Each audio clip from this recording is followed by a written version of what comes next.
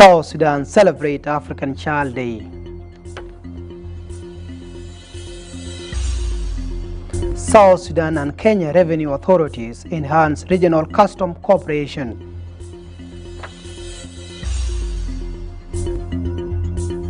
Light Health Science Institute graduates over 70 health workers. Very good evening. This is SSBC News coming to you live in our studio headquarters here in Juba. My name is Mayiriam Yok. We begin our news for tonight with some presidential decrees. Relief of the state governor.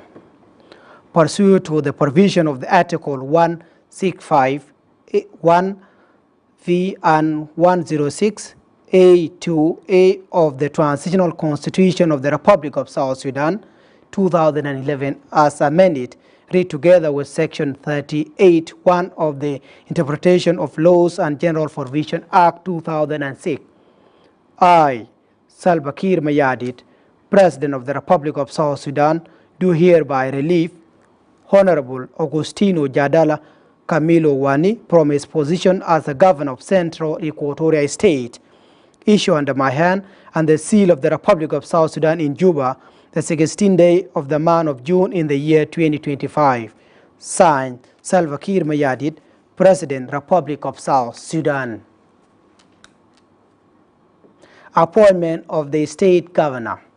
Pursuant to the provision of the Article 165, 1V and 106A2A of the Transitional Constitution of the Republic of South Sudan, 2011 as amended, I, Salva Kiir Mayardit, President of the Republic of South Sudan, do hereby appoint Honorable Rabbi Majung Emmanuel as the Governor of Central Equatoria State, issue under my hand and the seal of the Republic of South Sudan in Juba, the 16th day of the month of June in the year 2025. Signed, Salva Kiir Mayardit, President, Republic of South Sudan, Juba. Relief of the two undersecretaries. Pursuant to the provision of the Article 101E of the Transitional Constitution of the Republic of South Sudan, 2011, as amended, read together with Section 13 of the Civil Service Act 2011, I, Salva Kiir Mayardit, President of the Republic of South Sudan, do hereby relieve two undersecretaries from their respective position as hereunder. 1. Honorable Ashir John Manyuat, Undersecretary, Ministry of Trade and Industry. 2. Honorable Peter Mahal Theo, Undersecretary, Ministry of Water Resource and Irrigation, issue under my hand and the seal of the Republic of South Sudan in Juba, this 16th day of the month of June in the year 2025. Signed, Salva Kiir Mayardit, President of the Republic of South Sudan, Juba. Appointment of the two undersecretaries. Pursuant to the provision of the Article 101E of the Transitional Constitution of the Republic of South Sudan 2011 as amended, read together with Section 13 of the Civil Service Act 2011, I, Salva Kiir Mayardit, President of the Republic of South Sudan, do hereby appoint two undersecretaries to respective positions as hereunder. 1. Honorable Ustaz Yelwal Kaur, Undersecretary, Ministry of Trade and Industry. 2. Honorable Ashir John Manyuat, Undersecretary, Ministry of Water Resource and Irrigation, issue under my hand and the seal of the Republic of South Sudan in Juba, this 16th day of the month of June in the year 2025. Signed, Salva Kiir Mayardit, President, Republic of South Sudan, Juba. Appointment of the Technical Advisor. Pursuant to the provision of Article 106A2A of the Transitional Constitution of the Republic of South Sudan 2011, as amended, I, Salva Kiir Mayardit, President of the Republic of South Sudan, do hereby appoint Honorable Peter Mahal Theo as the Technical Advisor to the Ministry of Water Resource and Irrigation, issue under my hand and the seal of the Republic of South Sudan in Juba, this 16th day of the month of June in the year 2025. Signed, Salva Kiir Mayardit, President, Republic of South Sudan, Cuba.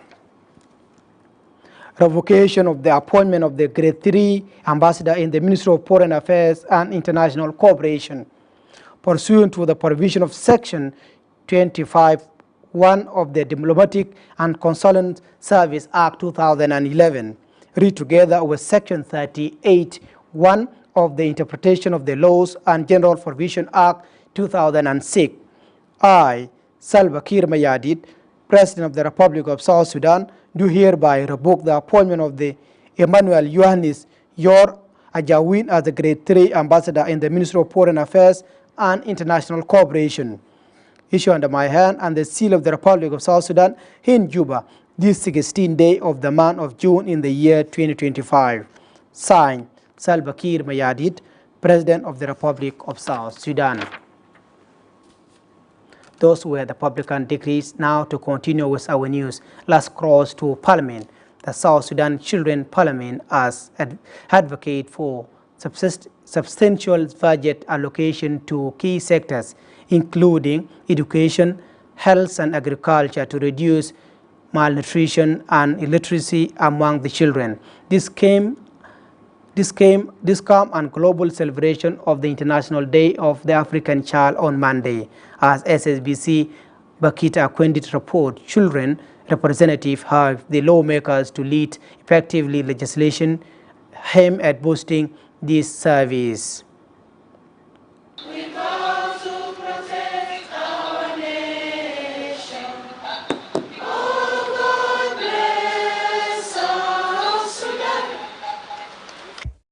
Dressed in parliamentary attires at the National Parliament's premises, representatives from the South Sudan Children's Parliament engaged parliamentarians on the importance of inclusive dialogue and decision-making process in promoting the rights of children to quality education as a foundation for South Sudanese prosperity.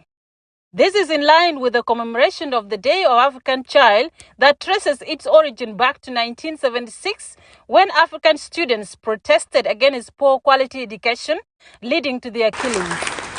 Parliamentarians, representatives from the Save the Children, World Vision and Plan International joined this group to mark the day.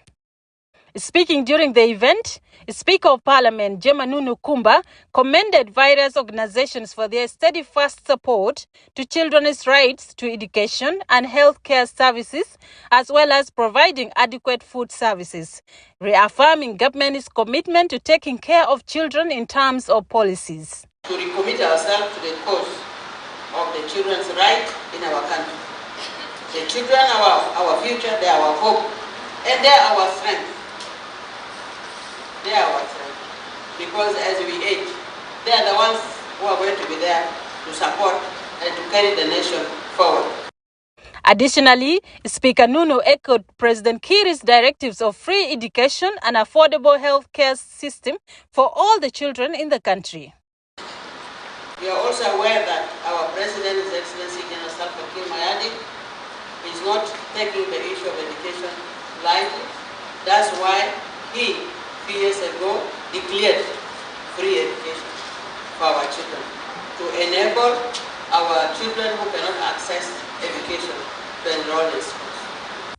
Mazemil Sibit of Save the Children organization, who spoke on behalf of all the collaborating organizations, described the day as important in reflecting children's voices and addressing their needs. What is very important is that every child has a potential. I appeal to parents to contribute in ensuring that the potential of every child is realized. There is a lot in children that we can nurture to be better citizens and active citizens for this country. Naomi Joseph, Speaker of South Sudan Children's Parliament, appealed to the government to take firm action in providing conducive environment for all the children to exercise their rights. A statement echoed by Gu Alin, a member of Parliament of South Sudan Children's Council. Are you sure we are the leaders? Because if you don't give the leaders food, what will they eat?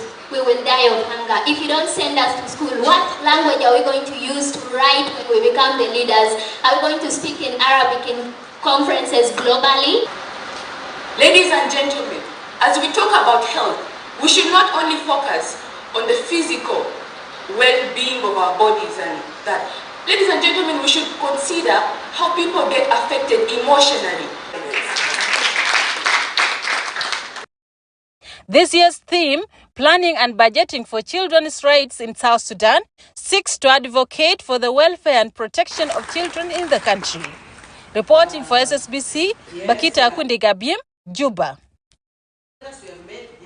And now to a board where the government there, in collaboration with the UN agency, joined in the commemoration of the African Child Day under the theme, Planning and Budgeting for Children's Rights and Progress.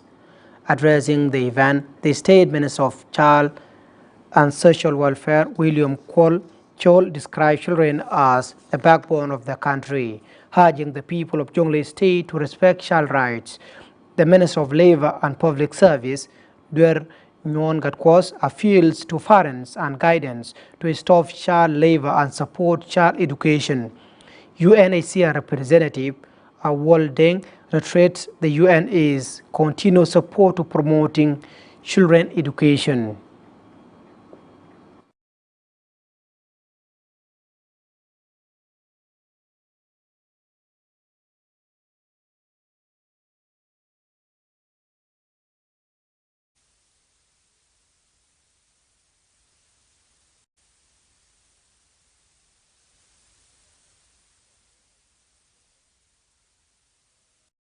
The Minister of Foreign Affairs and International Cooperation, Monday Samaya Kumba, and his delegation returned to Juba after participating in the ministerial meeting of coordinators on the implementation of the follow-up action from the Forum and China Cooperation, as well as the post-China African Economic and Trade Expo in Chinese city of Shanghai. I, together with my accompanying delegation, participated effectively in the FOCAC Ministerial Coordinators meeting and Expo on China-Africa Economic and Trade Cooperation. And on behalf of our government and people, I have delivered a comprehensive statement, and I also submitted a number of useful and effective interventions during the meetings. Also, while in Changsha, I managed to meet with a number of my counterparts in African countries, and I also had an opportunity to conduct a bilateral meeting with the chairman of China International Development Cooperation Agency, including a very fruitful bilateral talks with my Chinese counterpart, His Excellency Minister Wang Yi. And in my in the conclusion of my engagements in Changsha, I joined my other colleagues from Africa to endorse what we call Changsha Declaration on Solidarity and Cooperation between Africa and China. The Minister of Humanitarian Affairs and Disaster Management, Elbino Akola Tak, and the Governor of Warab State, Ambassador Bulwek Angot, discussed the humanitarian situation in the state during the meeting in Juba on Monday. Minister Elvino Akol revealed that over 900 vulnerable people have been registered, adding that the ministry is committed to providing essential service. Governor Bulwek welcomed the swift response and called on the public to support peaceful coexistence to allow humanitarian operation. We received a report and briefing from him and the chairperson of RRC in the states about the status of humanitarian situation in the states, which revealed that about 900,000 people are affected in the states for various reasons. One of them is the climate change impact. This is flood impact, and those who return from Sudan, and also impact of communal fights in the area. Plus, of course, the economic hardship that is affecting our people. These have affected this number of people, and they are now critically in need of food assistance, health care services, wash, which is water, especially the clean drinking water, and other services. We also committed that we will continue providing all the support he needs based on our ability. In our side also, we inform them that we are working very hard to prepare for upcoming flood impact in all over South Sudan and including in Warabi states. This is why we inform them that we will visit them very soon. This is the most relevant ministry in my assignment as new governor of Warabi state. My state is in trouble. It has communal conflict. It has issues of climate change. It has issues of interstate conflict. And they have compounded the humanitarian needs. And the state needs humanitarian intervention. Just this week alone, there are intensive conflict of displacement, banning of the homestays of the local people, and some most needy people in the state are in urgent needs of life-saving assistance, shelter, food, medicine, and so on. So I'm lucky that I met Honorable Minister and the chairman of the RRC Commission, his deputy, and they are actually knowledgeable about what is happening and the needs for the whole country. They have been doing this job for a very long time, and they have assured me that they will support me. They will support the state. They will do it as their duty because we have to take care of our citizens, our population. Our dear viewers, let's go for this short break. We shall be right back shortly. Stay tuned. Don't go away.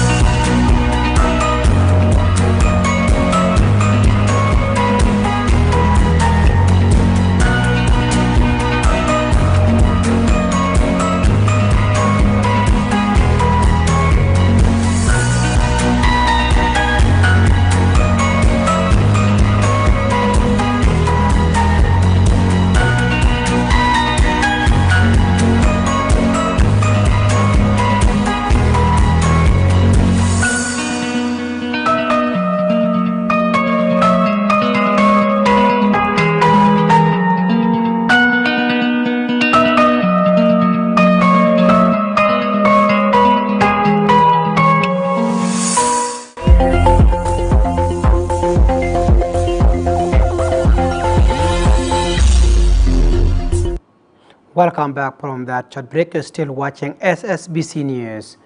The National Ministry of Gender, Child and Social Welfare, national and international gender expert convened in Juba to evaluate the impact of the extended transitional period on women in leadership. Acting Minister Esther Ekeri Elazir urged the women leaders to prioritize recommendations from previous forums and conferences. UNDP representative Natasha Konema commends the government's commitment to women empowerment, calling for more support to ensure safe environment for women participation in peace building and governance. The political sphere. And within this extension model, we know what are the opportunities for women, advancement, what are the challenges that women will continue to face, but what is the way forward? How do we reposition women within the upcoming time? This will also help us to align our programming because we want to have a more response approach towards women's participation in leadership, particularly looking at things that can help us improve on our participation. So this meeting is intending to look at the impact of women in relation to the extension, but it will also discuss and allow us to brainstorm on what has worked, what has not worked, and how do we move forward together. In South Sudan, our initiatives focus on enhancing women's political and decision-making participation, developing policies for women equity, improving women's access to better livelihoods, and combating sexual and gender-based violence.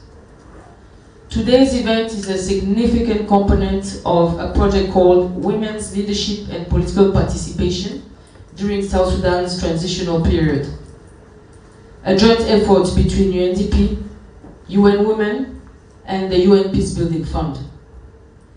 This important project aims to tackle the root causes of women's marginalization in decision-making processes.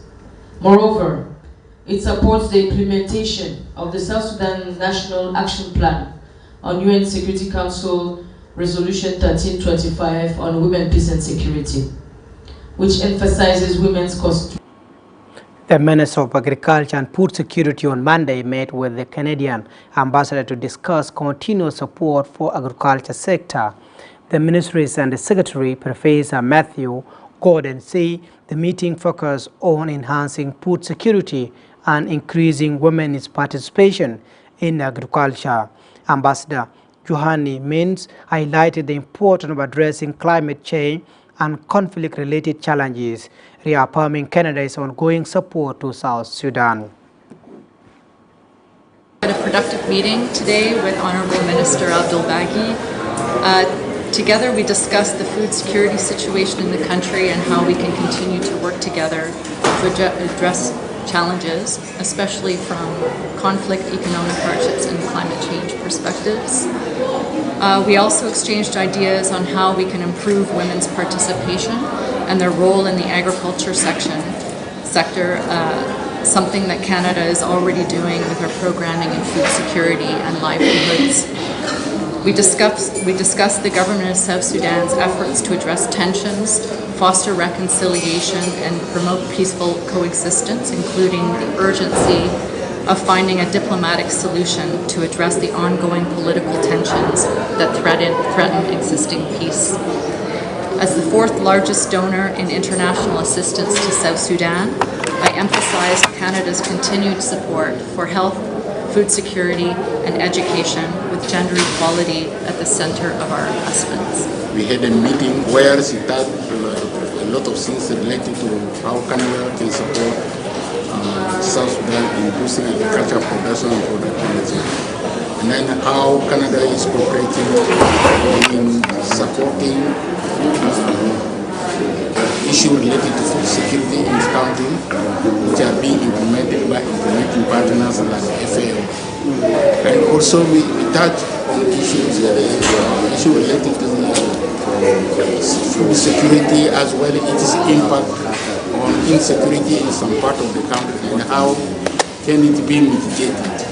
So a lot of discussion was done, and then the ambassador went ahead that they will still continue supporting South Sudan for availing resources to at least to settle some priority program of the Ministry of Agriculture and Food Security in the area of food security impact. The United Nations Office for Project Service, UNOF, has pledged to provide technical support for commercialization of the country's livestock sector.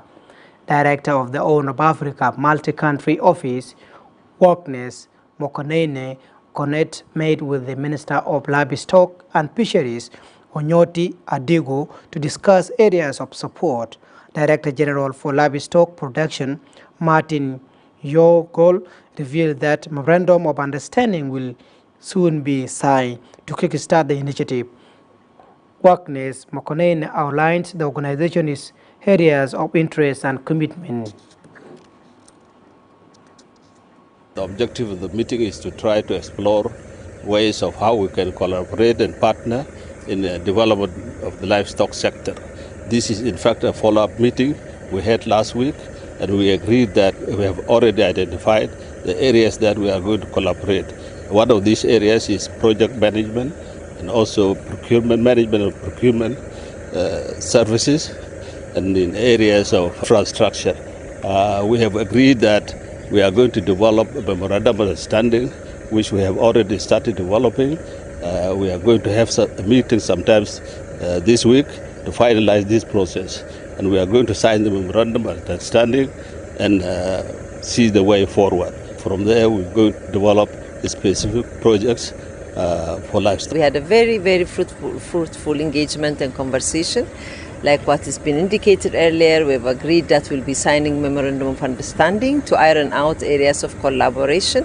We have also identified priorities that we can potentially focus on for our technical team to get together and develop it further. So very, very much happy that I got this opportunity and looking forward for future collaboration. The priority areas are going to be mainly focused around how to really support in commercialization of livestock and fisheries in the country in a way that it changes to the value chain and the potential of all the way to the export market. South Sudan and the Kenya Revenue Authorities have launched a 4-day technical committee meeting in Juba aimed at enhancing regional custom cooperation. Emmanuel Patrick has more on the story. The South Sudan Revenue Authority SSRA and the Kenya Revenue Authority KRA have begun a 4-day technical committee meeting aimed at strengthening regional cooperation in revenue administration. Commissioner General of the SSRA, Simon Akweideng, officially opened the meeting on Monday at the authority's headquarters in Juba. He said the purpose of the meeting is to draw up an implementation matrix for the Memorandum of Understanding on Mutual Administrative Assistance in Customs Matters, signed on 21st October 2024 between former SSRA Commissioner Africano Mande and his KRA counterpart Humphrey Watanga. We will be looking to work with Kenya on how to digitize our systems. And not only us, but our partners also are doing the same, like in NCA. The National Communication Authority are also working with Kenya to see how we can penetrate our digital systems and our GSM networks into the rural area. Tax enforcement and planning, which we have already started. We joined REC recently, and we're also looking at how we work together to improve our cross-border trade. The implementation matrix will act as a 5-year roadmap for collaboration, focusing on critical areas such as digital transformation programs, tax enforcement planning, exchange of information, system tools development, and technical assistance and resource sharing. Dr. Daniel Konater from the South Sudan Institute for Revenue Administration said the meeting will identify areas where SSRA requires direct technical support from KRA. What we have here, it is an engagement that will go down to technical department. For example, majority of these will need one from custom they now will engage, or two will engage for the next 4 days till they go, because we want to highlight areas that we need assistance from the Kenya Revenue Authority. All that thing we are going to be doing will always end with SIRA. And SIRA now is the vehicle. It's the vehicle that will be driving the skills. And of course, you will not be going to collect taxes when you don't understand the tax law. And for you to be able to understand the tax law, SIRA will make sure that will uncover all this, so that when you go and meet with your counterpart in the region, you can be able to speak with confidence. The head of the Kenyan delegation, Madam Teresa, assured SSRA of KRA commitment to align on key priority areas and deliver results that both institutions and citizens can appreciate. If there are areas that we need to incorporate for the benefit of our two nations and enhancing our revenue mobilizations, then we shall be able to do that through the necessary technical support that we shall be able, or we shall be required to provide from our side. The 4-day discussions are expected to deepen interagency ties and enhance customs cooperation between South Sudan and Kenya. Emmanuel Patrick Lakou, SSBC News, Juba. Our viewers, let's have another break, which I'll be right back. Stay tuned for the rest of the news coming up.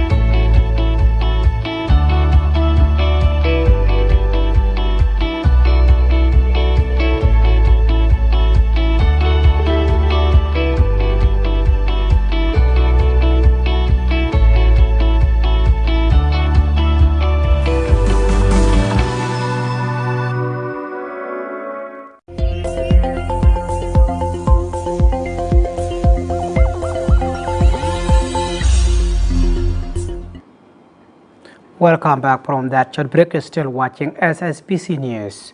Communities in Rukona County and Bentiu of United States are appealing for provision of the clean water facility following widespread damage caused by the recent floods.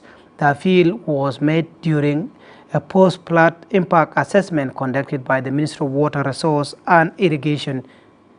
SSBC Isaac Laduri report. Authorities in Unity State says many installed water facilities have been damaged by previous floods, leaving the communities in dire need for support. Kaitiep Makwach is the State Director for Water Supply, Sanitation and Hygiene. People now, they get water, which is untreated water and clean water, not safe for drinking. But when they try to make manually, they boil the water, and then they put to cold, and then they drink.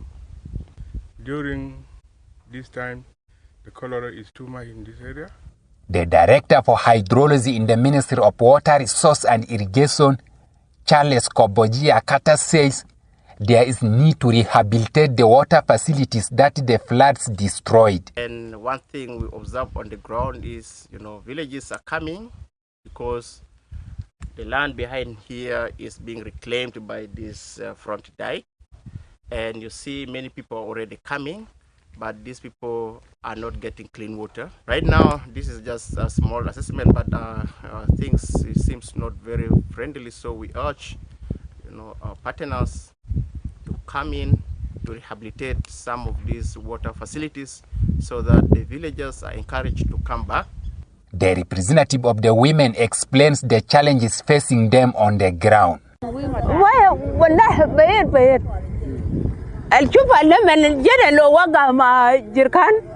boga ba ay derin ni chana ni ne lo gaidin bas bakun jana lo maisha moya bakun grif minno ni na afchanin.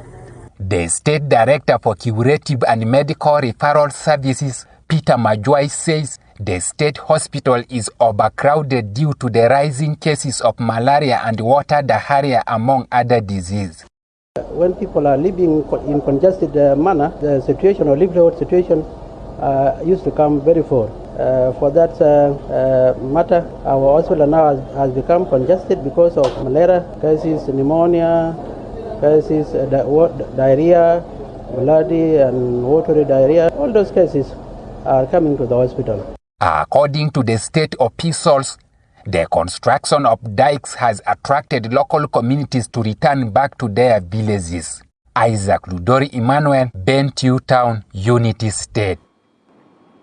The newly appointed Director General of the National Electricity Corporation, Joseph Kurajak, officially resumed his new assignment, replacing Engineer Baker Wan Deng, who served in the corporation for over 10 years. Addressing the reception ceremony, the corporation's Deputy Director General, Adak Costa, expressed commitment to deliver service to the public. The newly appointed Director General of the National Electricity Corporation, Joseph Kurajak, fly to serve people of South Sudan, adding that he would develop electricity sector to boost job opportunities and ensure power supply. The Undersecretary for the Ministry of Energy and Dam, Matthew assured the African Development Bank and other partners to continue supporting the government in implementing developmental projects. But our engineers are still working. They have not given up, though the situation is hard. They have not given us, and they are working tirelessly, Engineer Madio, to carry on with other projects. You are aware that our engineers in SEG are working together with you to bring the transmission line interconnection with Uganda and also interconnection with Addis Ababa. And I want to assure all the public that with the present team, all South Sudan will be electrified, including the rural. South Sudan is a land of great potential, blessed with abundant resources. But to unlock that potential, we must ensure a stable, efficient, and reliable supply of electricity. I envision a South Sudan where our airports operate 24/7, where electric trains are not dreams but daily realities. I envision South Sudan where cities and villages illuminated by street lights, ensuring security and mobility after sunset. We believe that with the collaboration of all the stakeholders who are contributing in this development, we will achieve these dreams for our citizens. So I request all partners, including African Development Bank, World Bank, to stand with Ministry of Energy Dams to achieve its strategic plan. The Ruweng Administrative Area Legislative Assembly resumed activities on Monday. Addressing the ceremony, Chief Administrator Estevano Will Damalek described the opening of the Parliament as milestone. The Speaker of the Ruweng Administrative Area Legislative Assembly, Arob Kokir, pledged to working closely with the executive body to address the challenges facing the people of Ruweng with emphasis on basic service.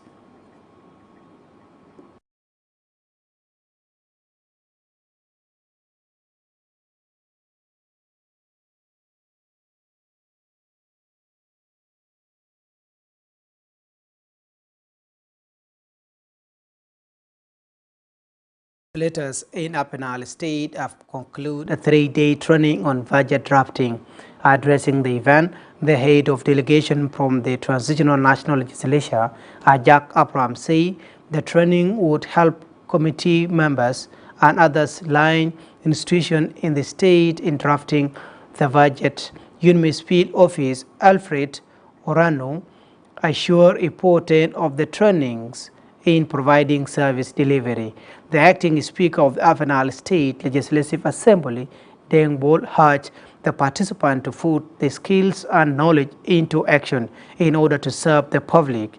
The State Information Minister Peter Nyoji Awich stressed the importance of the training in equipping financial officials with the skill for efficient public procurement and disposal of asset procedures. We are a team that was in board last week. In this week we are here. By next Monday we'll be in Vibor. The other teams are already across the country. Honorable Minister, gladly, Malakal has been so peaceful to us, and Malakal has been so home to us. We've overloaded these people with a lot of information and a lot of documents. Mr. Orono, with your permission, as United Nations mission in South Sudan, with Madam Hilda, I'm very sure what they have here is a complete information.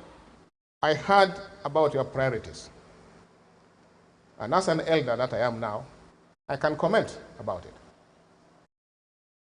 One of the priorities you have is peace and reconciliation. If you budget for roads and infrastructure, roads to connect people and communities, roads to transport goods and services.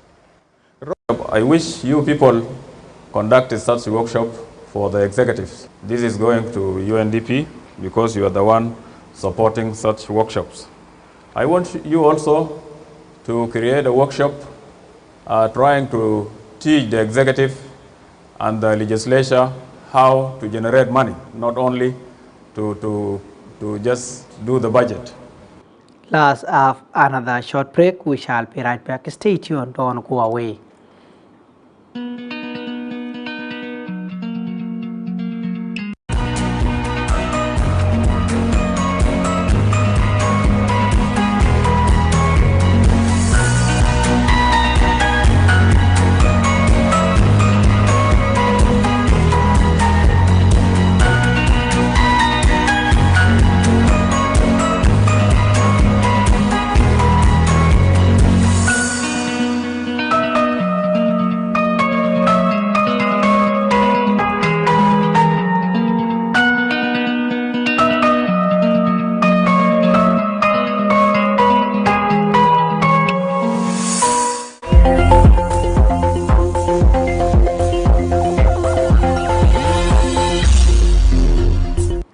To continue with our news, government in partnership with the United Nations Development Program, UNDP, organized workshop on public procurements and disposal of assets in Rumbek Lake State. In its opening remark, the State Minister of Finance and Planning, Majok Anyamdal, said the training will equip the participants with the skills and knowledge on public procurement and disposal of assets. The chairperson of the Public Procurement and Disposal of Assets Committee in the state, Mabor Kau Akech, stressed the importance of implementing Public Procurement and Disposal of Assets Act. UNDP economic and governance consultant Matiop Agwek affirms readiness in building the capacity of the procurement and disposal of assets official to enhance service delivery. It is the post-training that was being carried out by the Ministry of Finance in Lagos State in different capacities and different institutions. This department was under the Ministry of Finance, National Government, at the Department of Procurement and Disposal Asset. But recently, because of the recent agreement, it was carved out from the National Ministry of Finance to be the commission. It's the Commission for Public Procurement and Disposal of Assets. The capacity building in 2024, and today we are doing the fourth workshop for the state government. The workshop for today, which is going to run for 3 days, is basically on the procurement and disposal of assets. The reason as to why UNDP is supporting these kind of workshops, because UNDP is interested in helping the state government to build capacity in all the institutions so that the government is able to function effectively and efficiently. So, the Light Institute for Health Science and Advanced Management has graduated over 70 health workers in ceremony are signing out. SSBC Abate Simon Kondo report.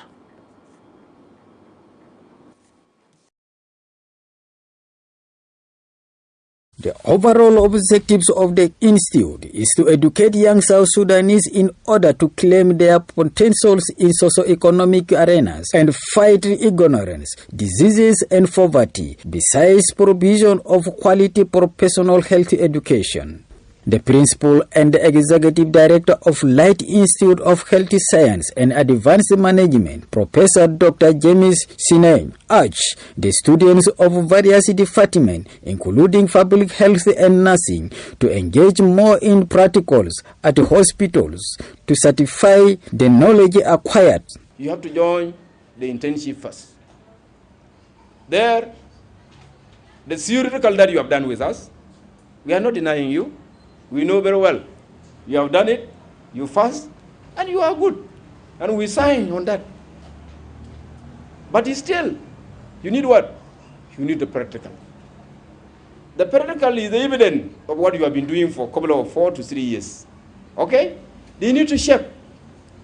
We have our senior mama who have been in those hospitals. The patron of the day, the Secretary General of South Sudan Health National Professional Examination Board, Kideno Robina, urged all health professionals to promote quality health education across South Sudan to help the communities with the services of various health categories. As you go out there, don't forget those who were there because of you. Don't forget that parent of yours who collected bottles to sell in order to give you school fees. Don't forget that mama who has taken years and years without wearing a new cloth because of training you. Some of you ladies, you already here excited because a man has deceived you and said, I'm going to give you everything. Marriage is not a problem. But the problem will be that some of these men do not allow you to work. Time will reach. Some students express confidence on the management of the institute and highlight some challenges during the studies, which, according to them, were addressed by hard work to complete their respective courses. Grateful, and we can say we are going out there to help the community, and we will do our best. As for Light Institute, I've learned a lot from my school, given me hope that in the future, when I'm to go outside there, I can be able to save lives. The institute is in collaboration with the South Sudan Professionalism Line institutions to enroll students to various departments of health science to addressing the health service demand in the country. Abate Simon Godo, SSBC News. Thank you, Abate Simon, for that wonderful report. This story brings us to the end of our evening news. On behalf of the crew members working in the studio and control room, my name is Mayriam Yok. Stay tuned for the rest of the program coming up. Bye-bye for now.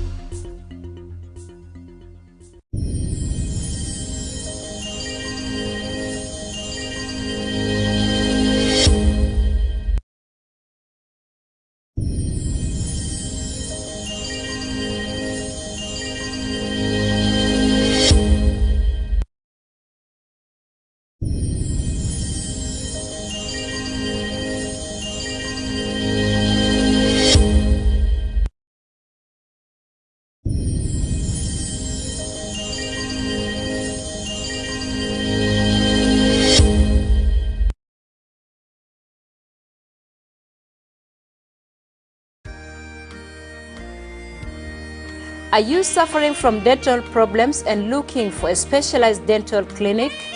Don't travel abroad. Ozone Dental Clinics brings you home solutions to all your dental problems. We provide the following services: tooth extraction, orthodontics, pediatric dentistry, teeth filling, whitening, and